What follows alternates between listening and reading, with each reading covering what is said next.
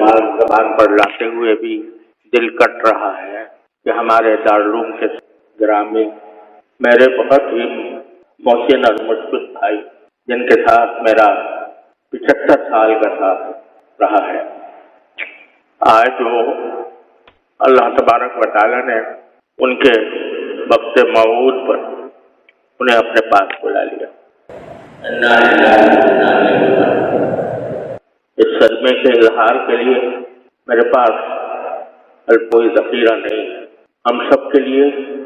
ایک بہت بڑا صدمہ ہے، ایک عظیم سایہ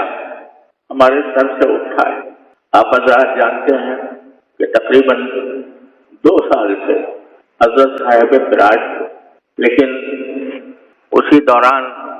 الحمدللہ وہ باتیں بھی کرتے تھے اور مجموعی اعتبار سے کمزوری کے سوا کوئی بڑا مرض نہیں تھا۔ اگر بیچ میں کچھ امراض پیش آئے، ایسی حالتیں بھی ہوئیں جن میں مایوسی کے قریب پہنچ گئے،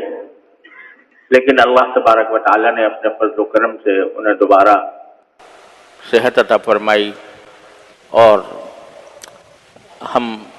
اللہ تعالیٰ کے فضل و کرم کے بھروسے پر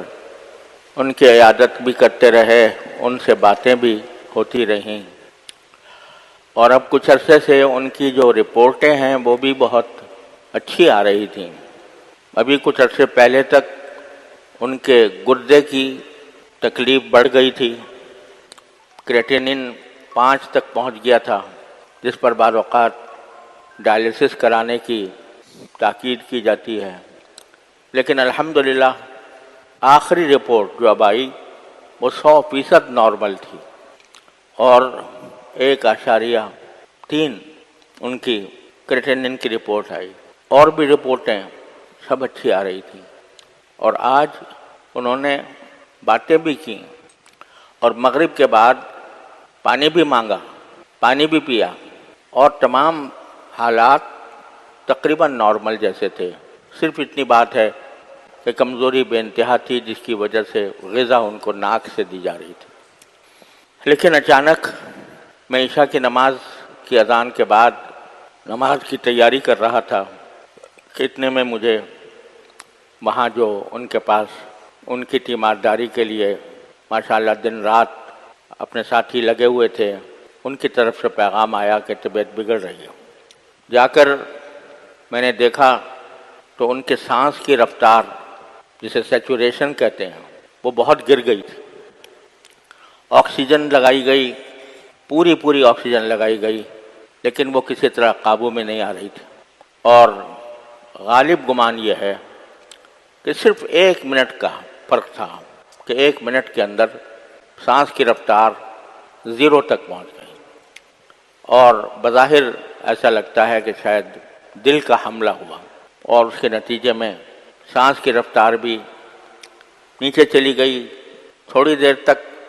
جو تدبیریں ڈاکٹروں نے بتائی تھیں، ٹیلی فون پر ان سے رابطہ بھی تھا اور آ بھی رہے تھے، اس کے مطابق تدبیریں بھی کی جاتی رہیں، لیکن جب وقت اللہ تعالیٰ کا مقرر کیا ہوا آ جاتا ہے تو کوئی تدبیر انسان کی کام نہیں کرتی۔ ایسا لگا کہ وہ ہم نے جو محسوس کیا کہ جو علامتیں مانیٹر پر آ رہی تھیں ان کے لحاظ سے ان کا بلڈ پریشر بھی گر گیا تھا، اور سیچوریشن بھی گر کر 0 تک پہنچ گئی تھی۔ لیکن یہ امید بھی تھی، اللہ تعالیٰ سے آس بھی لگائی ہوئی تھی کہ جو ان کے معالج ہیں وہ پہنچنے والے تھے، وہ آ کر ہو سکتا ہے کوئی انہوں نے ٹیلی فون پر جو تدبیریں بتائی تھیں وہ بھی الحمدللہ کی گئیں، لیکن جب وہ آئے اور آ کر دیکھا تو انہوں نے ہمیں یہ خبر دی کہ اب اللہ تعالیٰ نے ان کو اپنے پاس بلایا۔ انا للہ و انا الیہ راجعون، انا للہ و انا الیہ راجعون، انا للہ و انا الیہ راجعون۔ ایک بندے کے پاس اس کے سوا کوئی راستہ نہیں ہے کہ اللہ جل جلالہ کے فیصلے پر راضی رہے۔ دل میں صدمے کے طوفان بھی ہو، رونا بھی آ رہا ہو، دل بھی بے چین ہو، لیکن لا نقول الا ما یرضی ربنا، جیسے کہ رسول کریم سرور دو عالم صلی اللہ علیہ وسلم نے ارشاد فرمایا، اللہ تعالیٰ کا فیصلہ ہے، برحق ہے،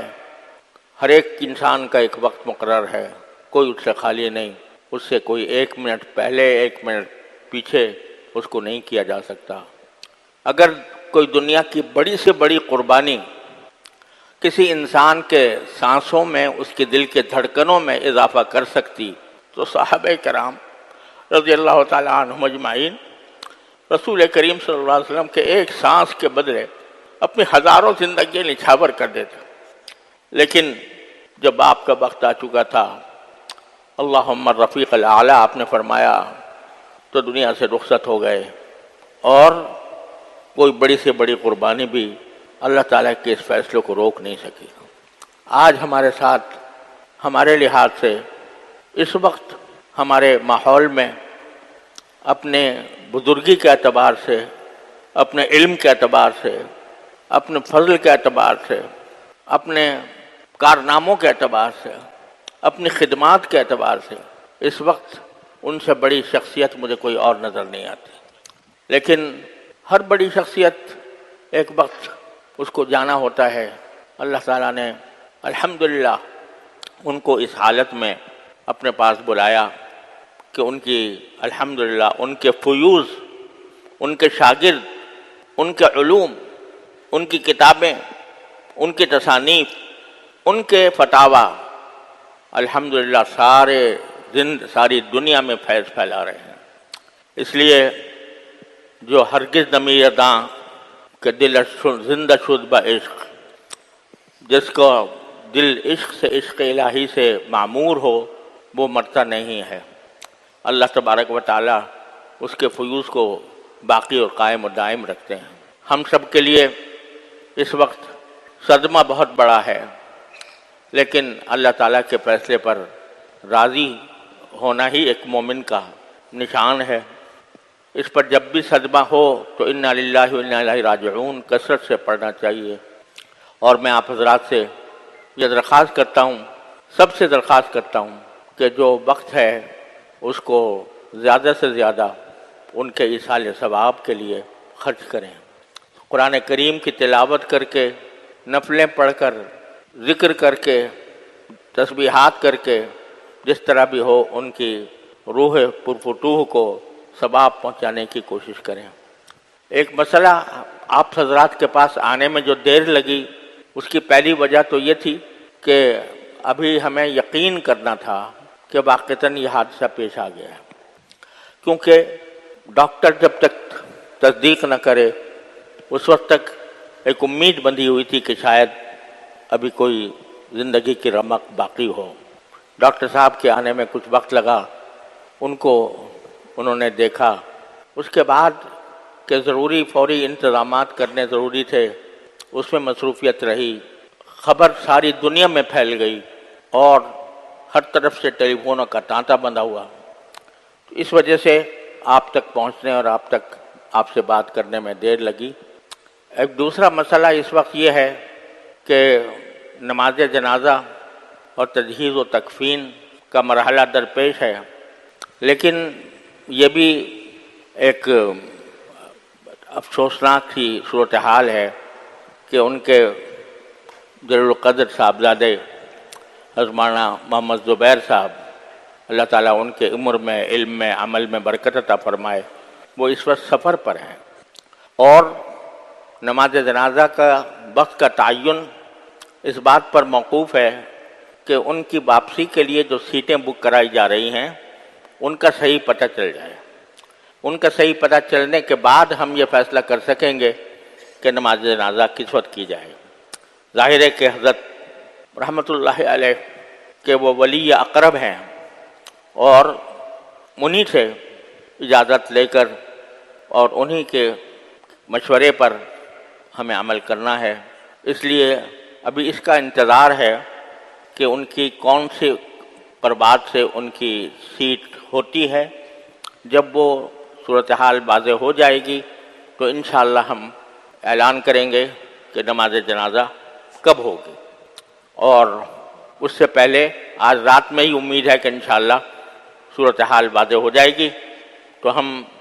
رات ہی میں بھی اعلان کرنے کی کوشش کریں گے، ورنہ زیادہ سے زیادہ صبح فجر میں اعلان ہو جائے گا۔ اس وقت تک آپ حضرات پرسکون رہیں اور اللہ تعالیٰ سے لو لگائیں، اللہ تبارک و تعالیٰ سے ان کی مغفرت کی، ان کے درجات کی بلندی کی دعائیں کریں، اور جتنا ہو سکے انہیں ایصال ثواب کرنے کی کوشش کریں۔ بس یہ چند کلمات تھے جو مجھے آپ حضرات سے اس وقت کہنے تھے۔ اللہ تبارک و تعالیٰ اپنے فضل و کرم سے ہمیں اس عظیم صدمے کو سہارنے کی توفیق عطا فرمائے، اور اللہ تعالیٰ ہمارے ملت پر، ہماری قوم پر، ہمارے ملک پر، ہمارے دارالعلوم پر جو صدمہ آیا ہے، اللہ تبارک و تعالیٰ اس کی ذمہ داریوں سے اپنی رضا کے مطابق عہدہ برا ہونے کی توفیق عطا فرمائے۔